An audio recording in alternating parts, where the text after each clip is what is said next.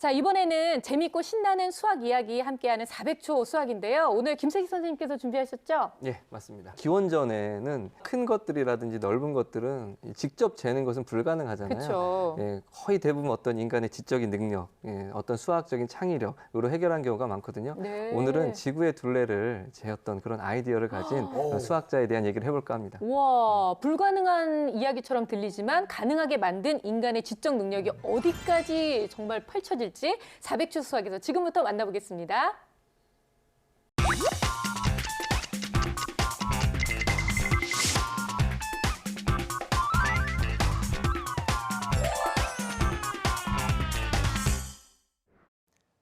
막대기 하나로 지구의 둘레를 재다.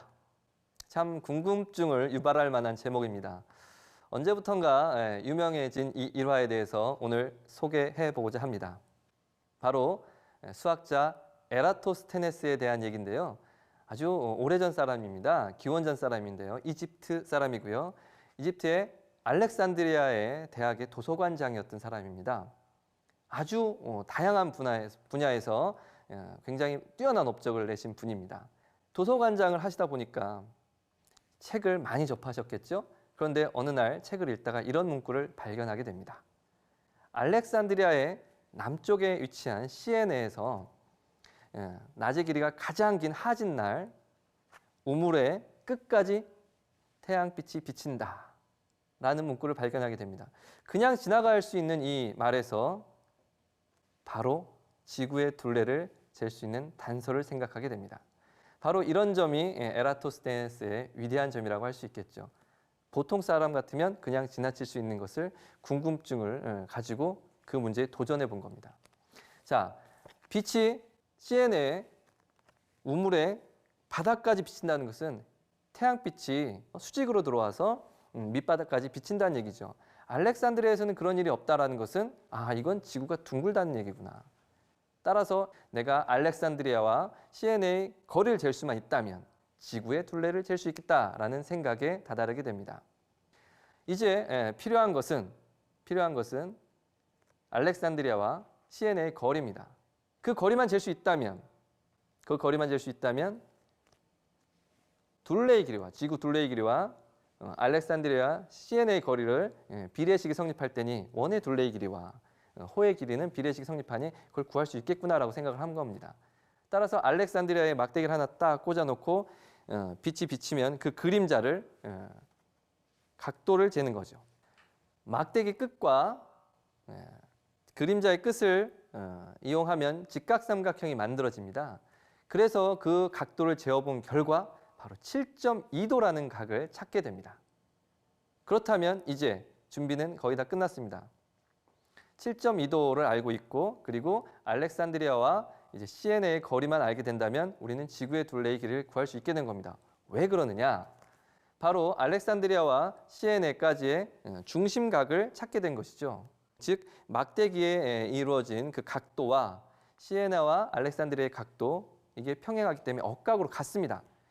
따라서 그 각이 7.2도라는 걸 알았다면 시에네와 알렉산드리아의 거리만 구할 수 있다면 이제는 지구의 둘레를 구할 수가 있는 거죠. 여기서 이제 가장 큰 문제점이 생깁니다. 지금이야 도구도 많고 GPS 같은 것도 많고 하기 때문에 그런 거리를 구하는 것은 큰 문제가 되지 않습니다만은 그 당시에는 정확하게 그 거리를 잴 방법이 그렇게 자연스럽게 있지 않습니다. 이때 바로 에라토스테네스는 통계를 이용합니다. 알렉산드리아와 시에네를 왔다 갔다 하는 상인들과 혹은 연락병들에게 왔다 갔다 하는 시간을 묻게 됩니다. 그렇다면 바로 속력 곱하기 시간은 거리잖아요. 평균 속력과 시간을 이용해서 이 거리를 측정해 봅니다. 그렇게 해서 측정된 거리가 바로 5000 스타디아. 여기서 스타디아는 고대 그리스의 단위입니다. 5000 스타디아. 이제 거리를 찾아졌죠. 그렇다면 이제 비례식을 세울 차례입니다. 7.2도 대 360도는 바로 5000 스타디아 대 우리가 찾고자 하는 지구 둘레의 길이를 x라고 합시다. 그렇게 해서 이 비례식이 완성이 되죠. 그래서 7.2도 대 360도가 바로 1대 50이기 때문에 이제 지구의 둘레의 길이를 구할 수가 있게 되는 겁니다. 자, 그렇게 해서 나온 것은 어떻게 됩니까? 5,000 스타디아 곱하기 50이 되어서 25만 스타디아라는 길이가 되는 겁니다. 이것이 바로 지구의 둘레의 길이고요. 1 스타디아는 현재 미터법으로 환산을 한다면 바로 185m 정도라고 할 수 있습니다. 따라서 25만 스타디아 곱하기 185m 하면 46,250km가 됩니다. 이 값은 현대에서 이제 우리가 알고 있는 지구 둘레의 길이인 약 4만 km와 약 15% 차이가 나는 조금 큰 값입니다. 꽤 크죠. 오차가 크다고 할 수 있는데, 그러나 지금으로부터 2000년보다 훨씬 전에 이렇게 이 값을 구했다는 것은 사실 놀라움을 금하지 않을 수 없습니다. 굉장히 놀라운 일이죠. 그런데 이 오차가 생겼는데 그 오차는 왜 생겼느냐? 몇 가지 요인을 요약할 수 있는데요. 그중 중요한 요인들은 이런 겁니다.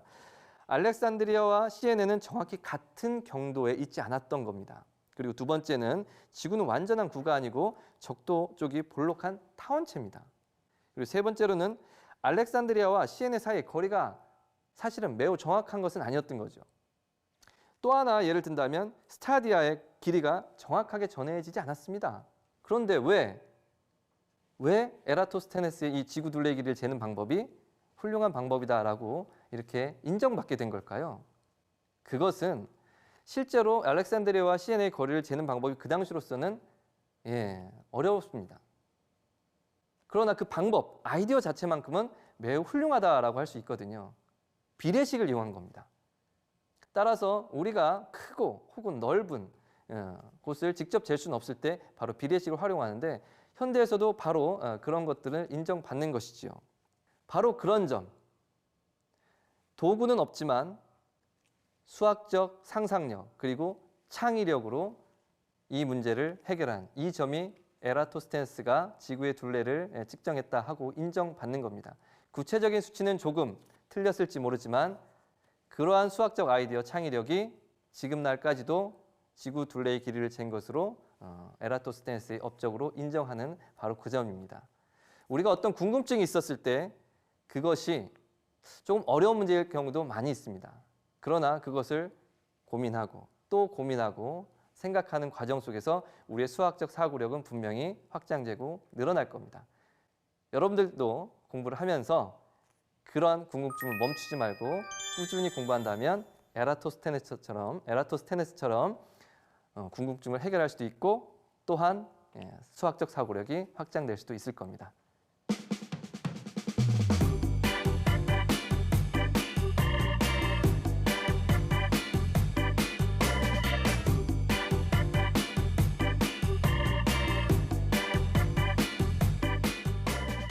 근데 이게 정말 보통 사람과 보통 사람이 아닌 것의 차이인 것 같아요.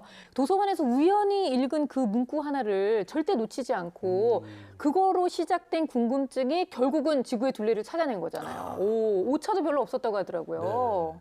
네. 그런 아이디어라는 것이 사실 쉽지는 않죠, 당연히. 그런데 자신의 궁금증을 꾸준히 공부해서 해결하는 그 노력, 열정들을 얘기하고 싶었던 겁니다. 아, 정말 이분을 잊을 수가 없을 것 같아요. 그 에라토스테네스. 토스트 나오는데 토스테네스. 근데 이분처럼 저도 이 이름을 어떻게 후세에 좀 널리 알릴 수 있는 본인의 뭔가 이름을요? 하나 해야겠다.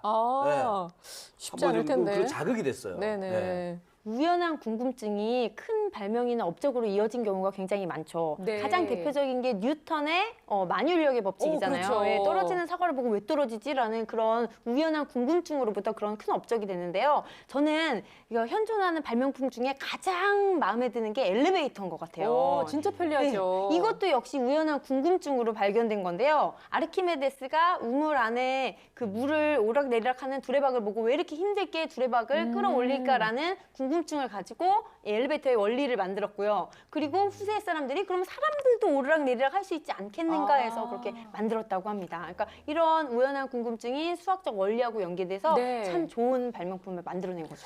이런 거 보면 가끔씩 애들이 이런 건 왜 물어보나 싶을 정도로 물어보는 그런 질문들이 있잖아요. 이거를 그냥 허투루 넘기면 안 될 것 같아요. 우리 아이가 정말 엄청난 질문을 가지고 이 궁금증으로 인해서 엄청난 발명품이 생길 수도 있는 거잖아요, 선생님. 그렇죠. 일방적으로 이제 학교 교육 과정을 배우는 거를 수렴적 사고라고 그래요. 근데 그걸 갖다가 궁금증이 생기고 다시 뭔가를 해보고 싶은 거를 확산적 사고라고 하는데 이 확산적 사고가 이제 창의성 같은 거거든요. 네. 예를 들어서 그 이글루는 왜 동그래? 바퀴는 왜 동그래? 그러면 바퀴가 동그랗다, 이글루가 동그랗다는 것은 수렴적 사고예요. 공부를 한 거예요. 근데 이게 왜 동그랗지? 그러면 앞으로 동그란 걸 뭘 만들어야 될까? 이거를 이제 확산적 사고를 키워주는 때 부모나 주변 사람들의 교육 환경이 이걸 키우는데 큰 도움을 준다는 거죠. 그래서 야 그럼 바보야 그럼 세모겠냐? 세모는 못 굴러가잖아. 세모로 사는 게 불편하잖아. 이렇게 엄마가 이런 식으로 얘기하는 게 아니고요. 이 아이가 이런 식으로 얘기했을 때 호기심을 더 극대화시켜 자극시키는 방법은 글쎄 나도 잘 모르겠네. 네가 한번 생각해 볼래 이거죠. 그래, 네가 한번 생각해 보려고 그러면 애가 좀 싫어하니까 네. 한번 알아볼까? 아, 그래서 엄마가 일부러 늦게 찾는 거예요. 그럼 아이가 좀 더 적극적으로 찾아서 그렇죠. 엄마한테 내가 자랑을 하거나 잘난 척을 하거나 뭔가를 보여주려고 노력을 할 때 아이가 극도로 그 사고력이 융합사고가 되면서 커질 수가 있거든요. 네. 이런 활동들을 하다 보면 우리 아이들이 그냥 일방적으로 배우기만 하는 과정에서 또 다른 것을 만들어낼 수 있는 그러다가 정말 큰 발명을 하거나 그렇죠. 발견할 수 있는 그런 찬스까지도 엄마의 양육 태도에 의해서 좌우되니까 그냥 아이가 어떤 궁금증을 물어봤을 때 이런 식으로 대처하면 좋을 것 같습니다. 사실 저도 어렸을 때 굉장히 그 창의력이 있는 아이였습니다. 얼마나 호기심이 호기심 많았겠어요. 아시잖아요. 그럼요. 제가 학교 다닐 때 저희 좀 높은 데 있었고 학교가 밑에 있었거든요. 그래서 네. 미끄럼 타듯이 내려가면 정말 학교 빨리 가겠다. 그래서 엉덩이에 요즘에 그 휠 달린 신발 많잖아요. 그것처럼 휠 달린 바지. 그러니까 엉덩이에 바퀴를 달아서? 거기서 다 미끄럼 타듯이 내려가는 거죠 학교까지. 그래서 어머니한테 이걸 식사하면 밥 먹을 때 어머니한테 이 얘기를 진지하게 했어요. 그랬더니요? 어머니가 밥 먹어. 어머니께서 제 꿈을 막으셨습니다. 아, 큰일 날 뻔했어요. 아들 다칠까봐 그러셨겠죠. 근데 정말 애들 키우다 보면 아이들이 가끔씩 그렇게 정말 엉뚱한 생각이나 엉뚱한 질문을 할 때가 있거든요. 근데 그럴 때마다 무시하게 되는 경우가 많은데 정말 그러면 안 되겠어요, 선생님? 맞습니다. 아이의 그런 질문들은 정말 귀하다고 생각했으면 좋겠어요. 제 아들이 지금 이제 초등학교 2학년인데 네. 정말 질문이 많아요. 귀찮을 정도로 질문이 많아서 어떨 때는 정말 이렇게 그냥 공부나 해 막 이런 말이 여기까지 올라오죠. 드디어 외병에 걸렸군요. 저희 집에도 외병이 한참 돈 때가 예. 있었어요. 왜 그러는데? 왜 그렇게 생각하는데? 왜 나는 궁금한데? 그만하세요. 네, 이제 반대로 생각하면 그런 질문들이 귀한 질문이기 때문에 그렇죠. 이 질문을 제가 소중하게 생각하고 아이와 이 대화하는 소재로 사용을 한다면 그 아이와의 관계도 좋아질 것이고 네. 그 아이 또 직접 사고라든지 이런 사고의 폭이 확산될 거라는 어떤 확신은 분명히 있거든요. 그러니까 제가 조금 더 노력하면 그 아이의 어떤 사고력이 분명히 증진할 거다라는 자신감이 있습니다. 그래서 다행인 건 저도 또 수학 선생님이다 보니까 그렇죠. 수학에 대한 질문은 좀 자신이 있지만 다른 분야는 꼭 그렇진 않거든요. 그러니까 너무 두려워하지 마시고 질문에 대해서 같이 한번 찾아보자라는 자세로 그렇게 네. 질문을 능동적으로 대처하셨으면 좋겠습니다. 네, 오늘부터는요, 이 얘기를 다 들으신 우리 수다 학부모님들이라면 우리 아이의 질문에 대해서 더욱더 주의 깊게 귀를 기울이시고 함께 생각해 볼 수 있는 시간과 노력을 기울이셨으면 좋겠다라는 생각이 드네요. 자, 400초 수학에 궁금한 점 있으시면 늘 항상 저희 홈페이지를 통해서 올려주시고요. 여러분들의 수학 고민도 저희 늘 환영합니다. 많이 올려주시기 바라요. 자, 오늘은 여기까지고요. 저희는 다음 시간에 다시 찾아오겠습니다. 고맙습니다.